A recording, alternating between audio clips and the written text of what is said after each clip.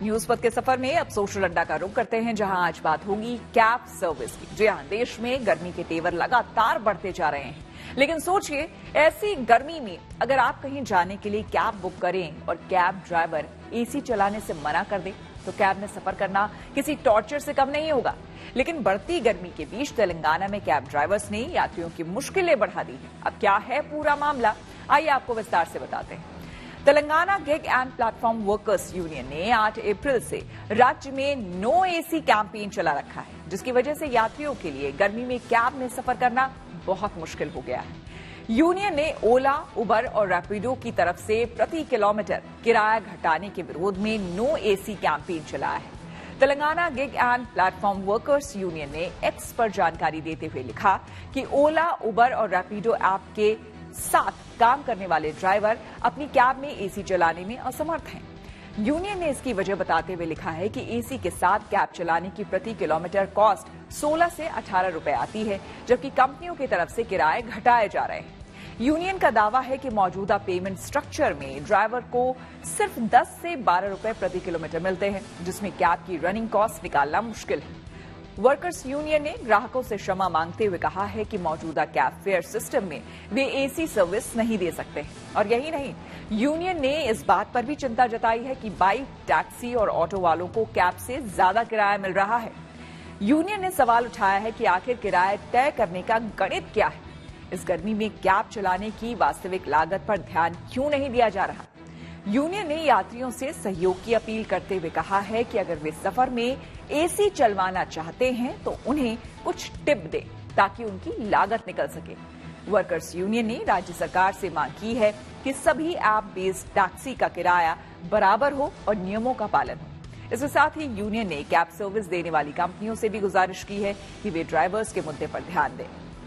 यही नहीं, यूनियन ने चेतावनी दी है कि अगर उनकी मांगे नहीं पूरी हुई तो देश भर में कैब ड्राइवर्स के साथ मिलकर अभियान चलाया जाएगा। अब जाहिर सी बात है कि कैब में एसी ना चलाने का अभियान अगर देश के दूसरे राज्यों में भी शुरू हो गया तो भीषण गर्मी में कैब में सफर करने वालों की मुश्किलें बहुत बढ़ सकती हैं। इस मुद्दे पर हमने लोगों से बात की और उनकी राय जानी।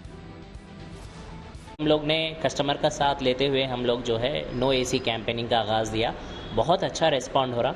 नो एसी कैंपेनिंग में हमारा मकसद ये है कि कस्टमर को जो है सताना नहीं है। कस्टमर को हम लोग अवेयरनेस क्रिएट कर रहे कि आप देखिए एक बाइक से भी सस्ता कैब आ रहा, तो क्या ये लाजमी है क्या।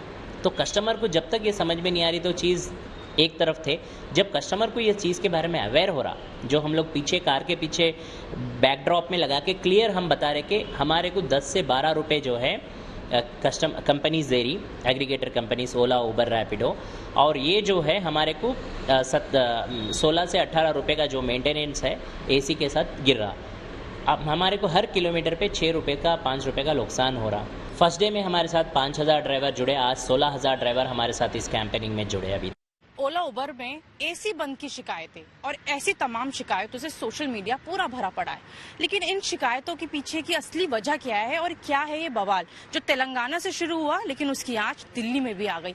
इसी पर बात करने के लिए हमारे साथ तमाम ओला, उबर ड्राइवर्स इस वक्त मौजूद हैं। नो एसी कैंपेन क्या है, क्यों है, किस लिए? मैडम, नो एसी कैंपेन है सिर्फ रेट को लेकर।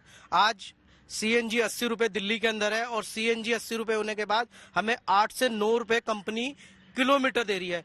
शायद आपकी जो ये रिपोर्ट देख रहे होंगे उनके घर में भी सीएनजी गाड़ियां होंगी। आप वही मेरे को बताएं कि सीएनजी अगर प्रति किलोमीटर उनके घर में क्या पड़ती है। मैं कंपनी से रिक्वेस्ट करना चाहूंगा कि आप उबर, ओला की ऐप में एक ऑप्शन क्यों नहीं लेके आते, एसी और नॉन एसी का ऑप्शन क्यों नहीं लेके आते। जिस कस्टमर ने एसी में जाना है वो एसी राइड बुक करेगा, जिसने नॉन एसी जाना है वो नॉन एसी बुक करेगा, और हमारे को हमारी मेहनताना किराया गाड़ी का मिल जाए। 31 किलोमीटर की राइड है।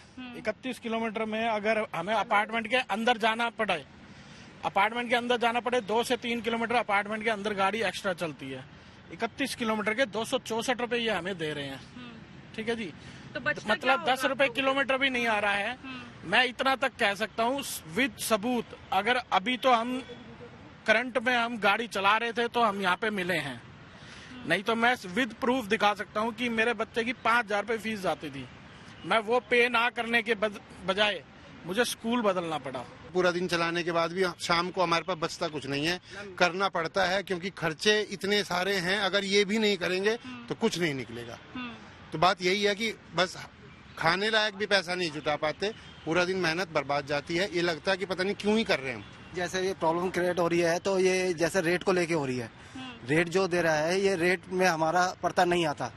6 से 7 रुपए किलोमीटर पर गाड़ी हम चलाएंगे तो अपना फैमिली कैसे चलाएंगे? मैडम हम लोग ने गाड़ी ली इससे काम कर रोजगार लेने के लिए, इन्होंने हमें बर्बाद करके छोड़ दिया। गाड़ी लेने के बाद आज इस हालत पे हैं कि हम अपना परिवार नहीं चला सकते और दूसरा गाड़ी का मेंटेनेंस नहीं कर पा सकते।